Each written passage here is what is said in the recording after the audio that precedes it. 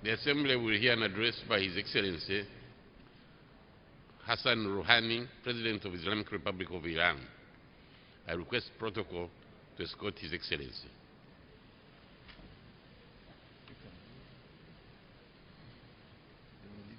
Yes, I will leave him. Let him come in and introduce him. That someone should come in. On behalf of the General Assembly, I have the honor to welcome to the United Nations His Excellency Hassan Rouhani, President of the Islamic Republic of Iran, and to invite him to address the Assembly.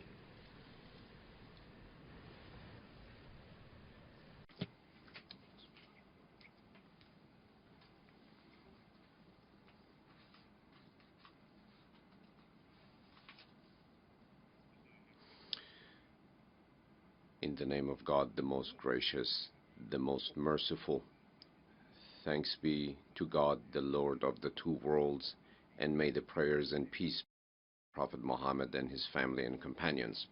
Mr. President, Excellencies, ladies and gentlemen, at the outset, I would like to extend my sincerest congratulations on your well-deserved election as the President of the 69th session of the General Assembly.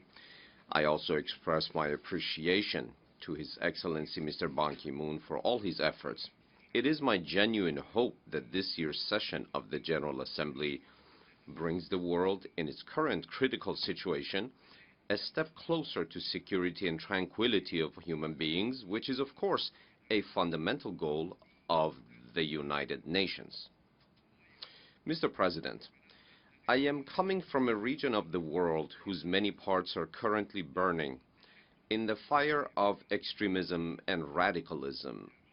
To the east and west of my country, extremists threaten our neighbors, resort to violence, and shed blood. They, of course, do not speak a single language. They are not of a single skin color and not of a single nationality. They have come to the Middle East from around the world. They do, however, have a single ideology, violence and extremism. They also have a single goal, the destruction of civilization, giving rise to Islamophobia and creating a fertile ground for further intervention of foreign forces in our region. I deeply regret to say that terrorism has become globalized, from New York to Mosul, from Damascus to Baghdad, from the easternmost to the westernmost parts of the world, from Al-Qaeda to Daesh. The extremists of the world have found each other and have put out the call. Extremists of the world, unite. But are we united against the extremists? Extremism is not a regional issue that only the nations of our region have to grapple with. Extremism is a global issue. Certain states have helped in creating it and are now failing to withstand it. Currently, our peoples are paying the price. Today's anti-Westernism is the offspring of yesterday's colonialism. Today's anti-Westernism is a reaction to yesterday's racism. Certain intelligence agencies have put blades in the hands of madmen who now spare no one.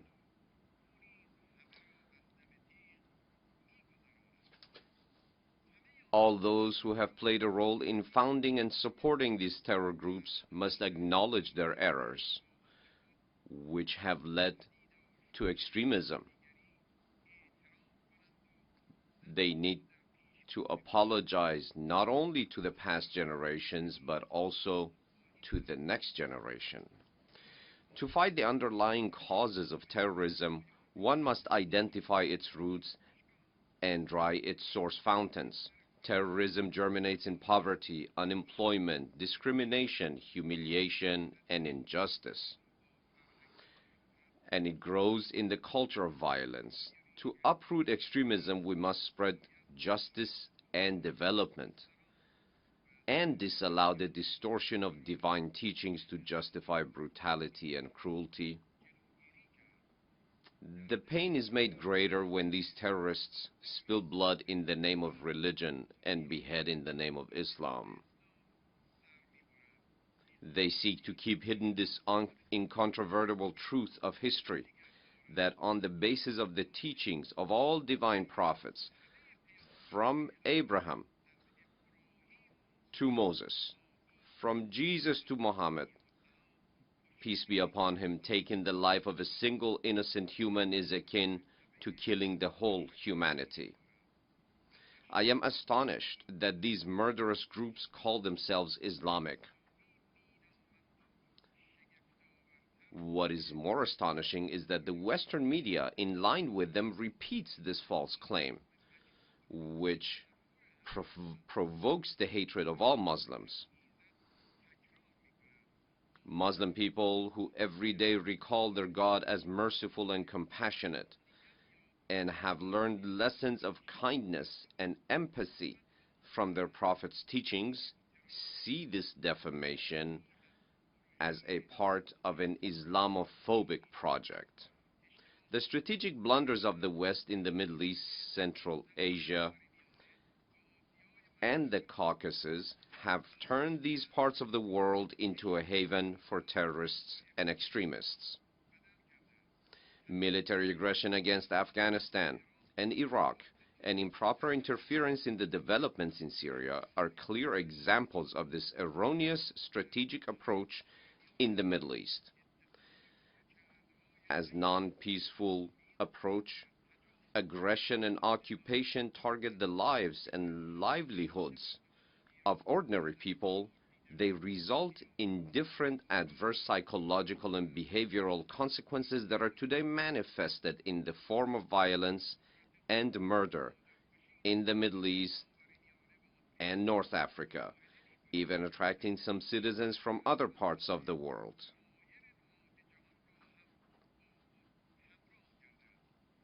Violence is currently being spread to other parts of the world like a contagious disease. We have always believed that democracy cannot be transplanted from abroad. Democracy is the product of growth and development, not war and aggression. Democracy is not an export product that can be commercially imported from the West to the East. In an underdeveloped society, imported democracy leads only to a weak and vulnerable government, which, when commanding generals step into a region, do not expect diplomats to greet them warmly. When war begins, diplomacy tends to end.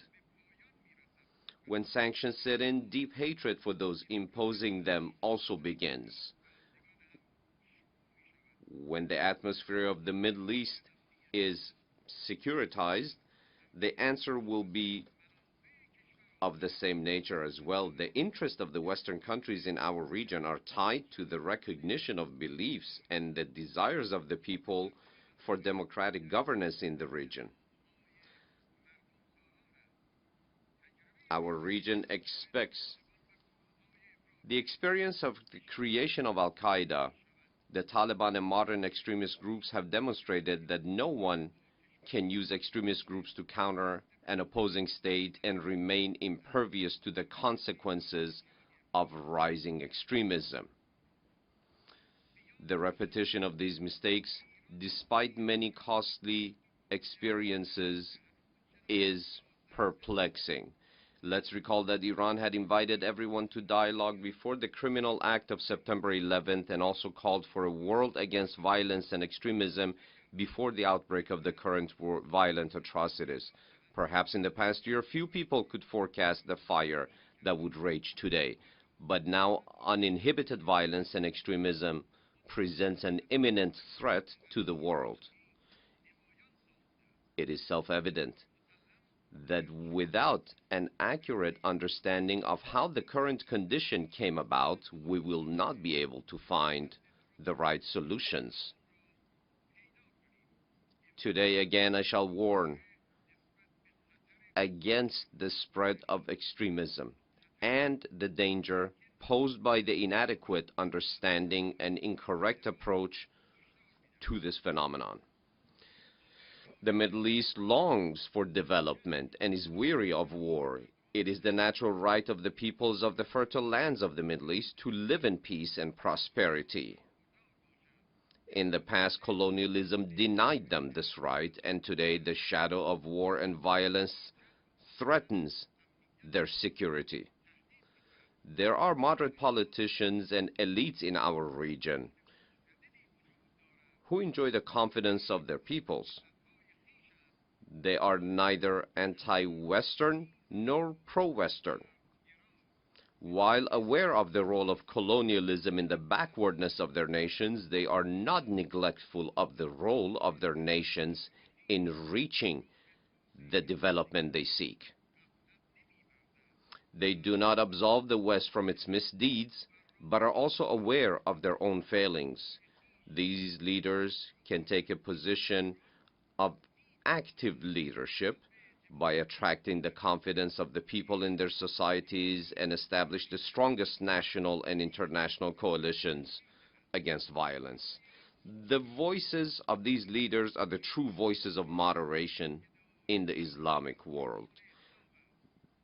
The familiar sound of an Afghan tired of war, an Iraqi victim of extremism, a Syrian fearful of terrorism, and a Lebanese worried about violence and sectarianism.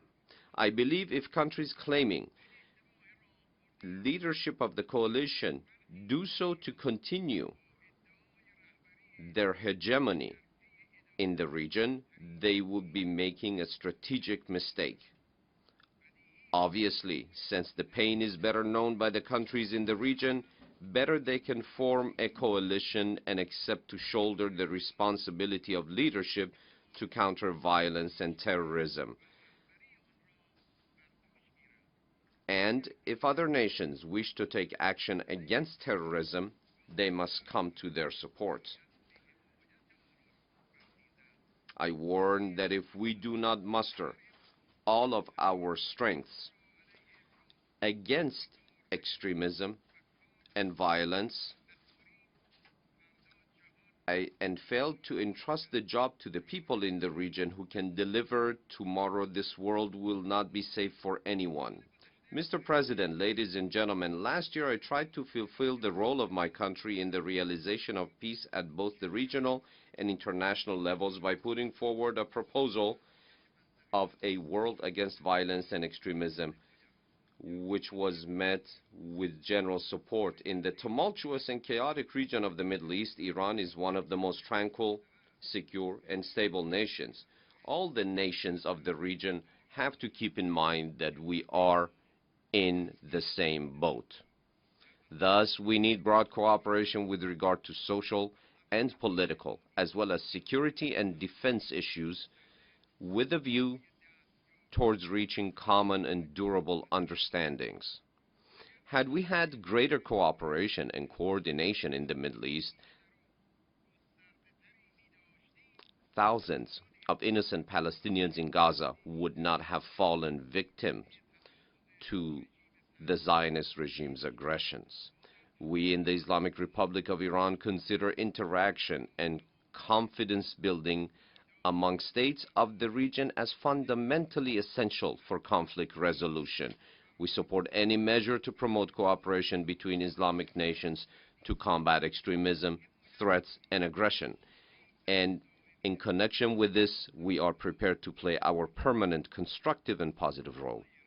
Mr. President, the oppressive sanctions against Iran go on in continuation of a strategic mistake made against a moderate and independent nation under the current sensitive conditions in our region.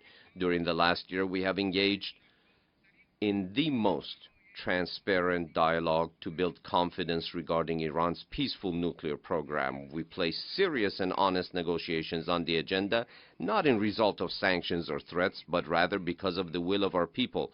We are of the view that the nuclear issue could only and only be resolved through negotiations, and those who may think of any other solution would be committing a grave mistake in doing so. Any delay in arriving at a final agreement not only raises the costs, not only at our expense, but also at the expense of the economy and trade of other parties, as well as the development and security prospects of our region. No one should doubt that compromise and agreement on this issue is in the best interests of everyone, especially that of the nations of the region. The nuclear negotiations between Iran and the 5+1 have continued during the past year and the past few months with seriousness and optimism on both sides. According to all international observers, the Islamic Republic of Iran has carried out its commitments in good faith. Although some of the observations and actions of our counterparts have created certain doubts regarding their determination and realism, we hope that the current negotiations will lead to a final accord in the short amount of time that we have left. We are committed to continue our peaceful nuclear program, including enrichment, and to enjoy our full nuclear rights on Iranian soil within the framework of international law. We are determined to continue negotiations with our interlocutors in earnest and good faith, based on mutual respect and confidence, removal of concerns for both sides, as well as equal footing and recognized international norms and principles. I do believe mutual adherence to the strict implementation of commitments and obligations and avoidance of excessive demands in the negotiations by our counterparts is the prerequisite for the success of the negotiations. A final accord regarding Iran's peaceful nuclear program can serve as the beginning of multilateral collaboration aimed at promoting security, peace, and development in our region and beyond. The people of Iran, who have been subjected to pressures, especially in the past 3 years, as a result of continued sanctions, cannot place trust in any security cooperation between their governments with those who have imposed sanctions and created obstacles in the way of satisfying even their primary needs, such as food and medicine. These sanctions will create additional impediments in the way to the future long-term cooperation. The people of Iran are devoted to certain principles and values, at the apex of which are independence, development, and national pride. If this obvious national fact is not understood by our negotiating partners and they commit grievous miscalculations in the process, a historic and exceptional opportunity will be lost. As you know, during the ongoing nuclear negotiations in this year, the Iranian government took some initiative and created favorable conditions, which resulted in a new phase in the Geneva Joint Plan of Action. We are determined to continue our confidence-building approach and our transparency in this process. If our interlocutors are also equally motivated and flexible, and we can overcome the problem and reach a long-standing agreement within the time remaining, then an entirely different environment will emerge for cooperation at the regional and international levels, allowing for greater focus on some very important regional issues, such as combating violence and extremism in the region. Arriving at a final comprehensive nuclear agreement with Iran will be a historic opportunity for the West to show that it does not oppose the advancement and development of others and does not discriminate when it comes to adhering to international rules and regulations. This agreement can carry a global message of peace, security, indicating that the only way to attain conflict resolution is through negotiations and respect, and not through conflict and sanctions. Mr. President, ladies and gentlemen, last year the great nation of Iran broadly participated in the calm and impressive presidential elections and endorsed the discourse of foresight, hope, and prudent moderation. Thereafter, they supported their elected government in its efforts in building the country, while some of the countries around Iran have fallen prey to war and turmoil. Iran remains secure, stable, and calm. My government's principal policy is to work towards constructive interactions with our neighbors on the basis of mutual respect and with emphasis on common interests. The notion that Iran seeks to control other Muslim countries in the region is a myth fanned in the recent years in the context of an Iranophobic project. Those who make these claims need imaginary enemies to sustain tensions and sow division and conflict, thus in this way pushing for the redeployment of national resources away from development. We work towards putting an end to the delusional Iranophobia, setting the stage for building strategic partnerships with our neighbors. In conclusion, last year I warned against the expansion of violence and extremism.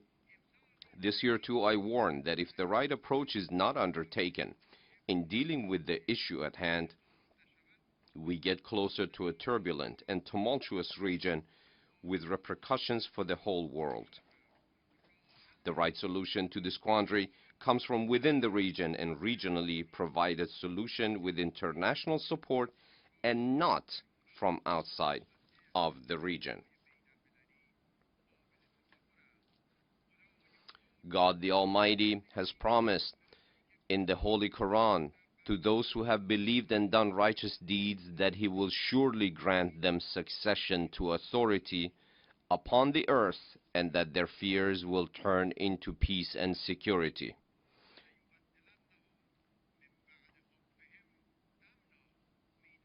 It is my sincerest hope that our generation endeavors to leave a more secure and developed earth as its legacy for the next generation. I wish you all a great deal of success and many blessings. Thank you.